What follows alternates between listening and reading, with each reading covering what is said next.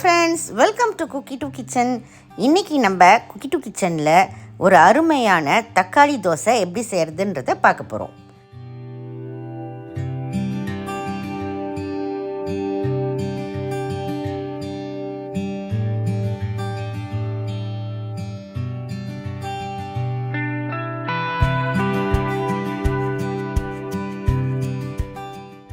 First நம்ம தக்காளி dosa ready பண்ணுறதுக்கு மாவு ரெடி பண்ண போகிறோம். ஒரு பவுலில் 150 கிராம் இட்லி அரிசி போட்டுக்கோங்க, 150 கிராம் பச்சரிசி, அது கூடவே ஒரு டேபிள் ஸ்பூன் கடலைப்பருப்பு. இது தோசைக்கு கிறிஸ்பினஸ் தரும். இதுக்கடுத்து ஒரு அரை டீஸ்பூன் வெந்தயம் சேர்த்துக்கோங்க.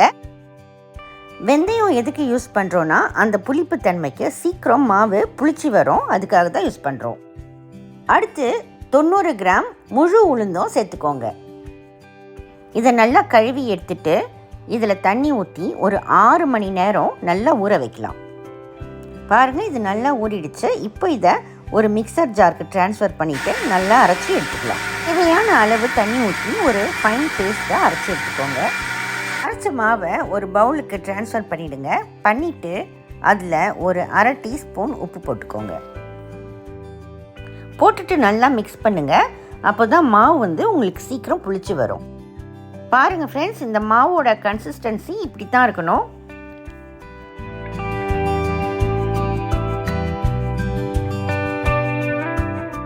இப்போ இந்த மாவு நல்லா புளிக்கட்டும். நான் ஒரு நைட் ஃபுல்லும் இதை புளிக்க வச்சேன். பாருங்கள், நம்ம மாவு சூப்பராக புளிச்சிருக்கு. இப்போ இதில் ஒரு அரை டீஸ்பூன் உப்பு சேர்த்து நல்லா மிக்ஸ் பண்ணுங்கள். மாவை நீங்கள் சாதா தோசை, கல் தோசை, ஊத்தப்பம், பொடி தோசை எல்லாத்துக்கும் நீங்கள் யூஸ் பண்ணிக்கலாம். அடுத்து நம்ம இதில் தக்காளியை அரைச்சி ஊற்ற போகிறோம்.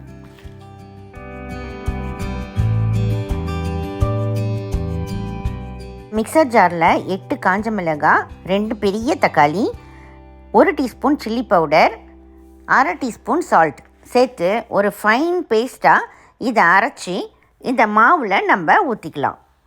இந்த தக்காளி பேஸ்ட்டில் தண்ணியே ஊற்றாமல் நீங்கள் அரைச்சி எடுத்துக்கோங்க. உங்களுக்கு நல்லா ரெட் கலர் வேணும்னா 2 காஷ்மீரி ரெட் சில்லியை அதில் சேர்த்து அரைச்சிக்கோங்க.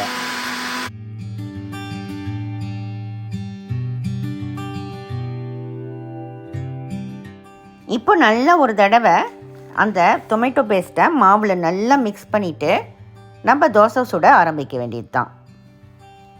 பாருங்கள் ஃப்ரெண்ட்ஸ், கலர் நல்லா சூப்பராக தெரியுது. தோசைக்கல்லை நல்லா சூடு பண்ணிக்கோங்க.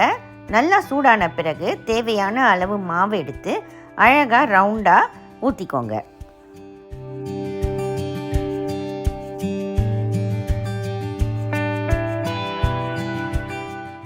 நெய் இல்லைன்னா எண்ணெய் யூஸ் பண்ணிக்கோங்க. நெய்யை ஈவனாக எல்லா பக்கமும் தேய்ச்சி எடுத்திங்கன்னா நம்ம அருமையான தக்காளி தோசை ரெடி ஆகிடும்.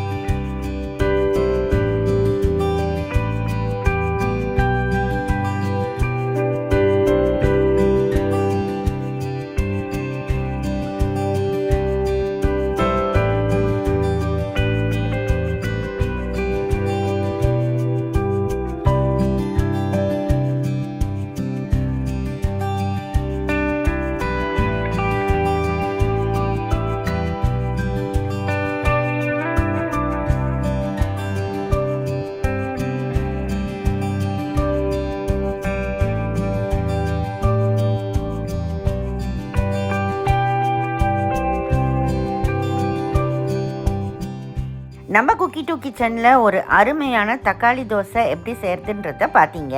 கண்டிப்பாக நீங்களும் உங்கள் வீட்டில் இதை ட்ரை பண்ணி பாருங்கள். எல்லாரும் விரும்பி சாப்பிடுவாங்க. இந்த தோசைக்கு சைட் டிஷ் எதுவும் தேவையில்லை. ஏன்னா அதுலேயே தக்காளி, காஞ்ச மிளகாய், மிளகாய்த்தூள் எல்லாம் சேர்ந்து இருக்கும்போது அதுலேயே புளிப்பு, காரம் எல்லாமே இருக்கு இல்லையா, அதனால் நம்மளுக்கு சைட் டிஷ் எதுவும் தேவையில்லை. இந்த வீடியோ உங்கள் எல்லாருக்கும் ரொம்ப பிடிச்சிருக்கோன்னு நினைக்கிறேன். பிடிச்சிருந்தா குக்கி டூ கிச்சனுக்கு மறக்காமல் சப்ஸ்கிரைப் பண்ணுங்கள்.